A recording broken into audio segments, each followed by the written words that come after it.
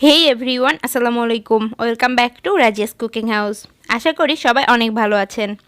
আজকে দেখাবো ঝটপট তৈরি করে নেওয়া যায় এমন একটি নাস্তার রেসিপি। এটাকে বিস্কিট পিঠাও বলা যায়। সুজি ও ডিম দিয়ে কোনো ঝামেলা ছাড়াই এই নাস্তাটি চলুন তৈরি করে ফেলি। প্রথমেই ডিম নিতে হবে। আমি একটি ডিম নিয়েছি।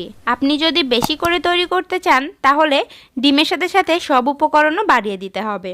ডিমটা কিছুক্ষণ ফেটিয়ে নেওয়ার পর অ্যাড করে দিচ্ছি সামান্য লবণ ও 1/4 কাপ চিনি। আমার একটা ডিমের জন্য 1/4 কাপ চিনি যথেষ্ট, তবে মিষ্টি বেশি খেতে চাইলে বেশি দিতে পারেন। আবার ডিম যদি বাড়িয়ে নেন সেক্ষেত্রেও চিনিটা বাড়িয়ে দিতে হবে। চিনির পরিমাণ নিজেদের স্বাদ মতো বাড়িয়ে কমিয়ে নিতে পারবেন। লবণ ও চিনি দিয়ে ভালো করে মিক্স করব, যতক্ষণ চিনির দানা গলে না যায়। খুব ভালোভাবে চিনি ডিমের সাথে মিশে গেলে এ পর্যায়ে দিয়ে দিচ্ছি 1 কাপ সুজি। সুজি দিয়ে মিশিয়ে নিতে হবে।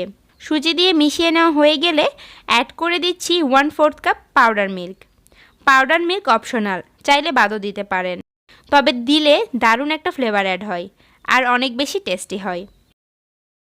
এবার সব কিছু হাত দিয়ে খুব ভালোভাবে মাখিয়ে নিব। খুব ভালোভাবে মাখানো হয়ে গেলে এখন রেস্টে রেখে দিব 10 থেকে 15 মিনিট। 15 মিনিট পর এগুলো শেপ দিতে হবে। এজন্য হাতে ঘি বা তেল যেটা আছে সেটা মাখিয়ে নিতে হবে। এরপর নিজের পছন্দ মতো ছোট বড় যেমন পছন্দ সে অনুযায়ী ডো নিয়ে মনের মতো শেপ দিতে পারেন। আমি গোল গোল বিস্কিটের মতো শেপ দিচ্ছি। চাইলে পাতা বা স্কোয়ার যে কোনো শেপ দিয়ে নিতে পারেন। আমার রেসিপিগুলো যদি আপনাদের কাছে ভালো লাগে তাহলে এমন সহজ ও নতুন নতুন রেসিপি দেখতে আমার চ্যানেলটি সাবস্ক্রাইব করে পাশের বেল বাটনটি প্রেস করে রাখুন। এতে আমি কোনো নতুন রেসিপি আপলোড করলে নোটিফিকেশন সহজেই পেয়ে যাবেন।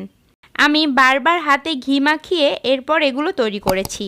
এতে দেখতে পিঠাগুলো মসৃণ হবে আর ভাজার সময় সুজির দানাগুলো খুলে আসবে না।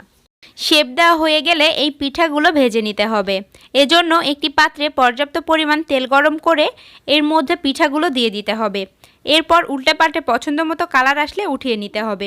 ভাজতে আমরা সবাই পারি, এজন্য আর পুরোটা দেখালাম না। দেখুন পিঠাগুলো কতটা মসৃণ হয়েছে।